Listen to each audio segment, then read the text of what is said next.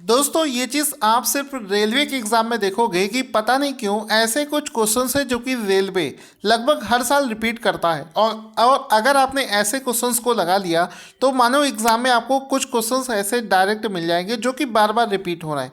तो यहाँ पर दोस्तों हमारे इस चैनल पर एक सीरीज़ चल रही है जिसमें कि हम लोग पिछले 15 से 20 सालों में जो क्वेश्चंस रिपीट ज़्यादा होते हैं उस पर क्लासेस ले रहे हैं। ये उस सीरीज़ का चौथा वीडियो है। अगर आप बाकी के वीडियोस देखना चाहते हैं तो चैनल पर जाकर आप देख सकते हैं। तो यहाँ पर क्वेश्चन देखो, सबसे पहले क्वेश्चन क्या बना है कि गुब्बारों में किस गैस का इस्तेमाल किया जाता है। तो बैलून्स के अंदर में जो गैस भरी जाती है वो हीलियम गैस भरी जाती है। तो याद रखिएगा बैलून्स के अंदर में कौन सी गैस भरी जाती है। आपको मैं पॉइंट वाइज बता रहा हूँ। आपको एग्जाम में क्वेश्चन मिलेगा तो उसमें ऑप्शन हीलियम पर आप टिक करेंगे। ठीक है, तो बैलून्स के अंदर में जिस गैस का इस्तेमाल किया जाता है उसका नाम है हीलियम। इसके बाद में क्वेश्चन बना है कि फोटोग्राफी में किस मटेरियल का इस्तेमाल किया जाता है। आंसर हो जाएगा सिल्वर ब्रोमाइड। तो फोटोग्राफी में सिल्वर ब्रोमाइड का इस्तेमाल किया जाता है। तो आंसर हो जाएगा सिल्वर ब्रोमाइड का इस्तेमाल किया जाता है। उसके बाद में क्वेश्चन आता है जल की अस्थायी कठोरता। तो देखो वाटर में दो टाइप के जो कठोरता होती है, एक होती है टेम्परेरी, एक होती है परमानेंट। तो जो टेम्परेरी है अस्थायी कठोरता है वो किसकी वजह से होती है। क्वेश्चन बहुत बार एग्जाम में रिपीट हुआ है। तो आपको ऑप्शंस में तो सल्फर, विटामिन सल्फर, इसके अलावा अमीनो एसिड्स ऐसे करके कई सारे ऑप्शंस देगा। Magnesium calcium, sulphur calcium, sulphur magnesium, magnesium calcium, ऐसा कॉम्बिनेशन आपको दे रखा होगा।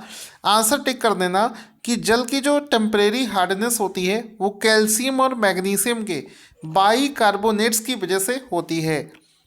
इसके बाद में आता है कि पानी की स्थायी कठोरता को दूर कैसे किया जाता है। तो पानी में जो परमानेंट हार्डनेस होती है उसको दूर करने के लिए पोटेशियम क्लोराइड, किसका, पोटेशियम क्लोराइड का इस्तेमाल किया जाता है। इसके बाद में क्वेश्चन बनता है कि लोहे में जंग लगने से बचाने के लिए उस पर किसकी परत चढ़ाई जाती है। तो आंसर हो जाएगा इस पर जिंक कोटिंग करी जाती है जिसकी वजह से लोहे में रस्टिंग नहीं होता है, जंग नहीं लगता है। आपको दिखाना चाहूँगा एक फ़ोटो भी, इसमें आप देख सकते हो कि लोहे, इस वाले लोहे को आप देखोगे तो इसमें जंग लगा हुआ है, लेकिन जब इसमें इसको जिंक कोटिंग कर दिया तो उसके बाद में ये इस तरीके से दिखने लगेगा। इसका मतलब है अब इसमें रस्टिंग नहीं होगा, जंग नहीं लगेगा। इसके बाद में क्वेश्चन बनता है कि इलेक्ट्रिसिटी का, विद्युत का सबसे अच्छा सुचालक कौन है, जहाँ पर इलेक्ट्रिसिटी बहुत बढ़िया से फ्लो करती है। तो आंसर हो जाएगा सिल्वर, चांदी। तो अगर ऐसा है तो हम लोग घरों में सिल्वर का इस्तेमाल क्यों नहीं करते हैं वायर में। एक्चुअली में सिल्वर बहुत महंगा पड़ता है, इस वजह से हम लोग सिल्वर का इस्तेमाल नहीं करते हैं। लेकिन किसी किसी हमें जगह पर हमें विद्युत का बहुत अच्छा सुचालक का जब ज़रूरत होता है उस जगह पर सिल्वर का इस्तेमाल किया जाता है। क्वेश्चन बनेगा कृत्रिम वर्षा के लिए प्रयोग किए जाने वाले मटेरियल का नाम क्या है। तो जब भी आर्टिफिशियल रेन कराना होता है तो सिल्वर आयोडाइड का इस्तेमाल होता है। सिल्वर आयोडाइड का इस्तेमाल होता है। आपने देखा होगा जब भी पॉल्यूशंस का लेवल बहुत ज़्यादा हाई हो जाता है या फिर किसी इंडस्ट्री से बहुत ज़्यादा पॉल्यूशन फैलता है, जब भी किसी कारखाने से, फैक्ट्री से जो धुआं निकलता है वो ज़्यादा हो जाए तो आर्टिफिशियल बारिश करवाई जाती है जिसको बोलते हैं silver bromide, silver iodide, silver iodide का इस्तेमाल किया जाता है। अब इसका प्रोसेस क्या होता है। प्रोसेस ये होता है कि किसी प्लांट से या तो इसको रिलीज़ किया जाता है तो ये एटमॉस्फेयर में पहुंच जाता है, या फिर एरोप्लेन में सिल्वर आयोडाइड भर के उसका छिड़काव किया जाता है तो ये ऐसे क्लाउड्स के पास में पहुंच जाता है जिससे बारिश होती है। तो ये क्या करता है, आइस के क्रिस्टल कन्वर्ट कर देता है। ठीक है, ऐसे क्लाउड्स में जाकर बर्फ़ की छोटी छोटी क्यूब बन जाती हैं। अब वो इतनी भारी होती हैं कि वो यहाँ रुक नहीं पाती हैं और वो नीचे बारिश के रूप में गिरने लगती हैं। ठीक है, तो ये इसका पूरा प्रोसेस होता है जिसको इस्तेमाल किया जाता है। इसके बाद में आ जाता है आपका लोहा, निकिल और क्रोमियम। लोहा, निकिल और क्रोमियम, इन तीनों के मिश्रण को क्या कहा जाता है। तो इसको कहा जाता है स्टेनलेस स्टील। ठीक है, स्टील अलग चीज़ होती है, स्टेनलेस स्टील अलग चीज़ होती है। तो लोहा, निकिल और क्रोमियम, लोहा, निकिल और क्रोमियम, इन तीनों को मिलाकर बनता है स्टेनलेस स्टील। तो ये चीज़ भी आपको याद रखनी है। इसके बाद में दोस्तों क्वेश्चन बनता है कि हड्डियों और दांतों में उपस्थित रहता है। तो कैल्शियम फॉस्फेट, हड्डियों और दांतों में हमारे कैल्शियम फॉस्फेट होता है। क्या होता है? Calcium phosphate. इसके बाद में दोस्तों क्वेश्चन बनेगा सोल्डर यानी कि टांका किस चीज़ का मिश्रण होता है? तो ये सीसा और टिन, सोल्डर जो है, टांका जो है, ये सीसा और टिन का मिश्रण होता है, जैसा कि आप देख सकते हैं। सोने का जो सबसे शुद्ध रूप होता है वो कितने कैरेट का होता है? तो 24 कैरेट। आपने अक्सर ऐड में भी देखा होगा 24 कैरेट। 24 कैरेट का जो सोना होता है वो सबसे शुद्ध रूप माना गया है।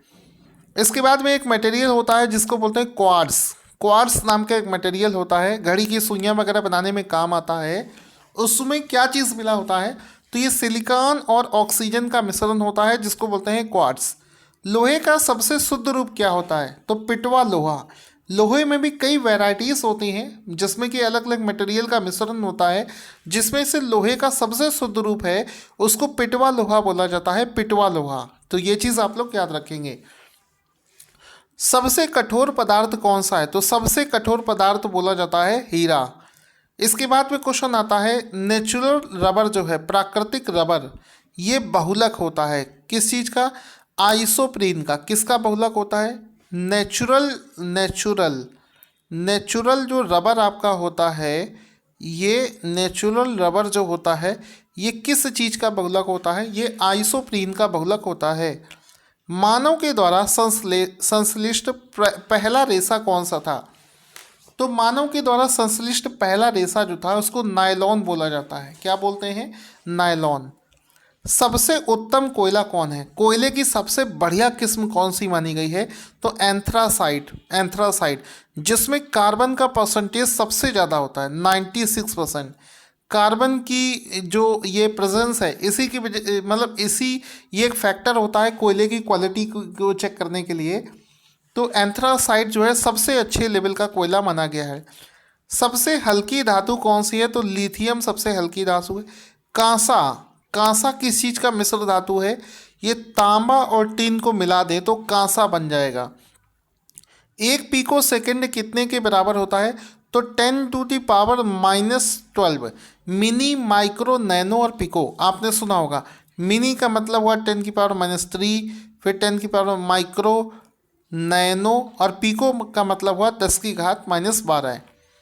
फलों को पकाने के लिए किस गैस का इस्तेमाल किया जाता है? आपको भी पता होगा, फल जो है पकाने के लिए, कच्चे फलों को पकाने के लिए हम लोग एसीटिलीन गैस का इस्तेमाल करते हैं।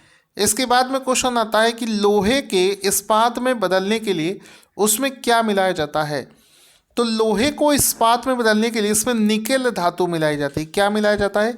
इसमें निकेल धातु मिलाई जाती है। लोहे को इस्पात में बदलने के लिए इसमें निकेल धातु मिलाई जाती है। इसके बाद में क्वेश्चन आता है विटामिन की खोज किसने करी थी? आंसर हो जाएगा 1911 में फंक ने। 1911 में फंक ने विटामिन की खोज करी थी। इसके बाद में क्वेश्चन है बच्चों का मानसिक और शारीरिक विकास अवरुद्ध हो जाता है किसकी कमी की वजह से? तो थायरॉक्सिन की कमी की वजह से बच्चों का जो मानसिक और शारीरिक विकास है ये अवरुद्ध हो जाता है। क्वेश्चन नंबर 176 बनेगा रक्तचाप मापने वाला यंत्र कौन सा है? यानी कि ब्लड प्रेशर जो है ये मेज़र करने वाला जो यंत्र है वो कौन सा है? तो आंसर हो जाएगा स्फिग्नोमैनोमीटर जो है ये ब्लड प्रेशर को मापने का यंत्र है। मनुष्य जो है ये कौन सी तरंगों को नहीं सुन सकता है? तो ये पराश्रव्य तरंगों को नहीं सुन सकता है। इसके बाद में आता है श्वेत रक्त का औसत जीवन काल कितना होता है? आंसर हो जाएगा इसका औसत जीवन काल 1 से 4 दिन का होता है। श्वेत रक्त कणिका मतलब वाइट ब्लड सेल्स। एक चीज़ आप लोग बुलाएंगे आरबीसी, रेड ब्लड सेल्स, जो आरबीसी होते हैं उसका औसत जीवन काल कितना होता है? ये चीज़ आप लोग कमेंट करके बताएं, आरबीसी का औसत जीवन काल कितना होता है। दोस्तों आपसे एक चीज़ बोलना चाहूँगा, हमारे वर्ष 2021 के पूरे ईयरली करंट अफेयर्स को लॉन्च कर दिया गया है। अगर आप उसे खरीदना चाहते हैं तो उसको खरीदने का लिंक इस वीडियो के डिस्क्रिप्शन बॉक्स में दे दूंगा। वहाँ पर आप जाकर पेमेंट करिए। डिस्काउंट चल रहा है, 150 रुपये में आपको पूरा PDF मिल रहा है। उसके बाद में आपको PDF सेंड कर दिया जाएगा। क्वेश्चन बनेगा, वायुमंडल में नाइट्रोजन का कितना प्रतिशत है? तो 78% जो है वो वायुमंडल में नाइट्रोजन का परसेंटेज है। इसके बाद में आता है स्थायी तथा अस्थायी कठोरता कैसे दूर होती है? तो जल में जो स्थायी और अस्थायी कठोरता है उसको सोडियम कार्बोनेट से हम लोग दूर करते हैं। इसके बाद में क्वेश्चन है, जल में स्थायी कठोरता का कारण क्या होता है? तो कैल्शियम और मैग्नीशियम के जो सल्फेट्स हैं उसकी वजह से जल में स्थायी कठोरता होती है।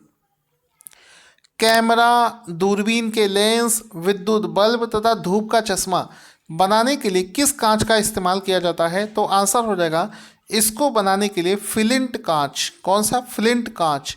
तो कैमरा, दूरबीन तथा लेंस बनाने के लिए हम लोग फ्लिंट कांच का इस्तेमाल करते हैं। इसके बाद में क्वेश्चन आता है कि पारा, तांबा, एल्युमिनियम के लिए के प्रमुख अयस्क कौन है? तो इसके देखो क्रम से, पारे का है सिनेबार, तांबे का है क्यूप्राइट, एल्युमिनियम का है बॉक्साइड। ये इसके प्रमुख अयस्क हैं जो कि क्रम से इस तरीके से दिख रहे हैं। इसके बाद में आता है कैल्शियम, पोटेशियम तथा कैडमियम का प्रमुख अयस्क कौन है? तो कैल्शियम का है डोलोमाइट, पोटेशियम का है नाइटर और कैडमियम का है ग्रीनोकाइट। ये आप याद रखेंगे। प्राकृतिक गैस जो है वो किस चीज़ का मिश्रण होती है? तो प्राकृतिक नेचुरल गैस जो है ये ब्यूटेन और प्रोपेन का मिश्रण होता है। प्राकृतिक गैस जो है ब्यूटेन और प्रोपेन का मिक्सचर कहलाता है। इसके बाद में दोस्तों आता है एलपीजी जो होता है लिक्विड पेट्रोलियम गैस। ये किस चीज़ का मिश्रण होता है? तो ये सल्फर के यौगिक मिथाइल मरकैप्टन, ठीक है, सल्फर भी बोल सकते हैं अगर ऑप्शन में मिथाइल मरकैप्टन नहीं दिया है, अदरवाइज आप लोग टिक करेंगे मिथाइल मरकैप्टन। एलपीजी में जो स्मेल आपको लगती है वो लगती है मिथाइल मरकैप्टन की वजह से।